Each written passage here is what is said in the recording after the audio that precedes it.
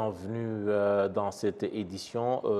Comme je vous le disais tout à l'heure, dans un communiqué publié par le gouvernement du Rwanda ce mercredi, celui-ci rejette en bloc toutes les accusations portées par le gouvernement de la RDC au cours de ces derniers jours sur le rôle du Rwanda dans l'insécurité de la RD, que connaît la RDC, notamment dans sa partie Est.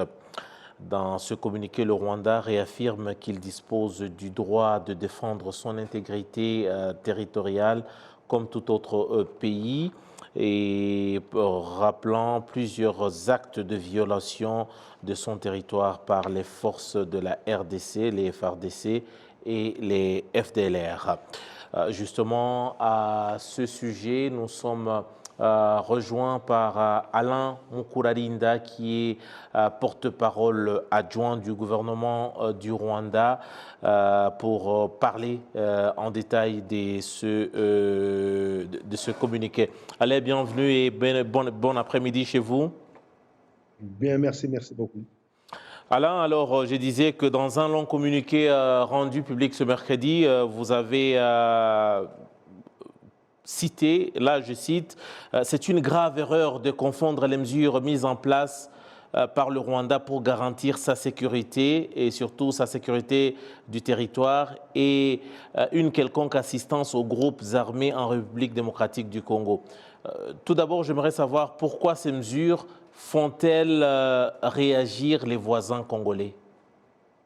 Bon, ces mesures font réagir les voisins congolais parce qu'aujourd'hui, je pense que si on demande au gouvernement congolais d'expliquer pourquoi depuis 5, 10, 15, voire Politique. 20 ans, ce problème n'est pas résolu, ils n'ont pas vraiment d'explication plausible à donner.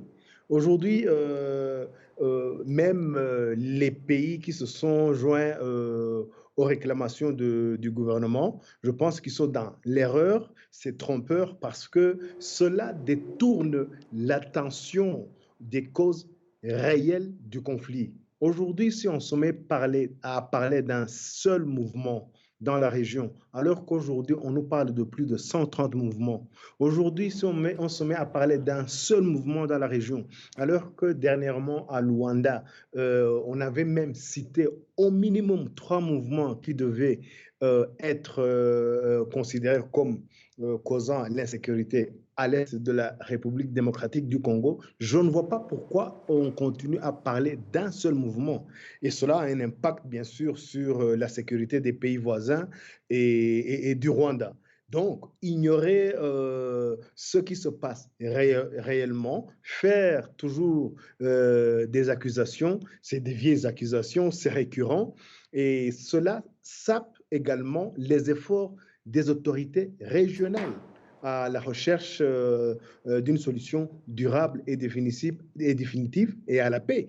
Et puis, ça handicape les initiatives qui ont été prises dans la région, les initiatives de Nairobi, les initiatives de Luanda que je viens de citer, parce que d'un côté, dans la région, on essaie de trouver des réponses et la RDC participe et la RDC signe ces initiatives. Malheureusement, dès le lendemain, les autorités congolaises vont sur les antennes nationales et internationales pour dire le contraire de ce qui s'est dit dans les réunions. C'est pour cela qu'on dit c'est trompeur, ce sont des erreurs qui ont été commises et qui continuent à être commises. Et pourtant, on dirait qu'on n'a pas tiré de leçons de ce qui s'est passé depuis 5-10 ans.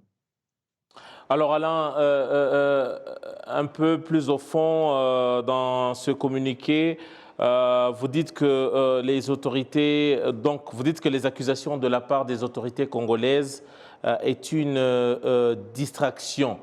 À quoi faites-vous allusion exactement quand vous dites que ces accusations est une forme de distraction? C'est une distraction pour le gouvernement congolais veut cacher son incapacité totale, le manque de volonté politique et une fuite de responsabilité à combattre, par exemple, les plus de 130 groupes armés qui pullulent à l'est du pays. C'est une incapacité totale et un manque de volonté politique pour résoudre les graves abus commis contre les civils par les FARDC en connivence avec les groupes armés et les FDLR. Une incapacité totale à résoudre, à interdire l'incitation publique à la propagation des discours de haine contre les rwandophones ou les Tutsis congolais.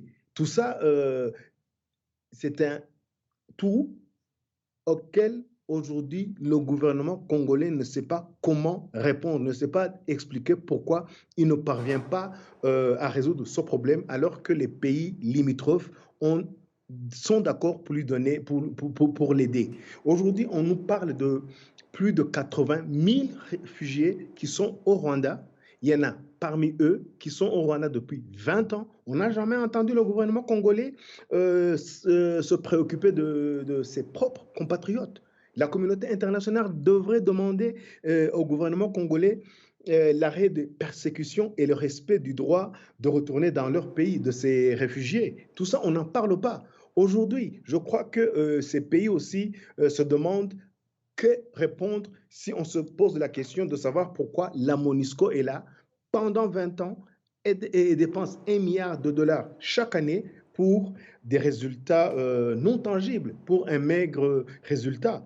Tout ça, je pense que pousse certains à dire, OK, on n'a pas de réponse, mais si on dit que c'est le Rwanda qui est la cause de tout, ça va peut-être calmer certains, mais malheureusement, ce n'est pas parce qu'on énonce des informations qui sont différentes de ce qui se passe réellement sur le terrain que cela va résoudre quelque chose. Alors, Alain, le Rwanda et la RDC, tous les deux restent engagés dans dans les mécanismes, que ce soit l'initiative de Luanda, que ce soit le processus de Nairobi mis en place par les pays de la région, dans le souci de ramener la paix, notamment dans la partie est de la RDC. Alors, pensez-vous qu'avec de telles accusations, ceci risque de porter un coup déjà à ce processus déjà engagé? Les accusations sont là et les explications de l'autre côté sont là et sont aussi là. Donc, ce qu'il faut faire, c'est aller au-delà et essayer de résoudre ces problèmes par la voie pacifique. Mais ce qui est très important, il est temps qu'on prenne le problème dans sa globalité. Aujourd'hui, si le gouvernement congolais vient de nous parler du M23 seulement, alors qu'on parle de plus de 130 mouvements à l'est du pays, aujourd'hui, si on vient condamner ou critiquer le Rwanda en parlant d'une petite partie du problème, je ne pense pas que cela aide à la recherche de la paix dans la région, aide à la résolution de ces problèmes. Il faut que les choses soient prises dans leur globalité et que tous les pays aident le Congo et les pays voisins et les pays limitrophes qui sont prêts aussi à aider et qui sont impactés également par ce problème d'insécurité et que tous ces pays viennent les aider au lieu de faire de sembler mettre de l'huile sur le feu. Peut-être aussi pour terminer, Alain, plus loin dans ce communiqué, il évoque les massacres des Kishiché par le M23, des massacres qui ont été dénoncés par le gouvernement de la RDC et d'autres acteurs en international. Et ce communiqué du gouvernement rwandais lui parle d'une pure invention sans fondement. En fondement parce qu'aujourd'hui même, j'ai entendu les autorités congolaises hier sur des antennes des radios internationales dire qu'ils demandent qu'il y ait des enquêtes.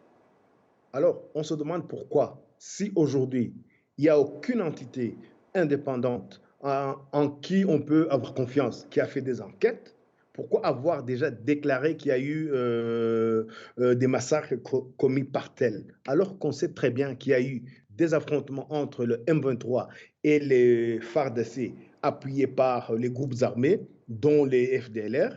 S'il y a eu des affrontements, il faut attendre qu'il y ait des enquêtes.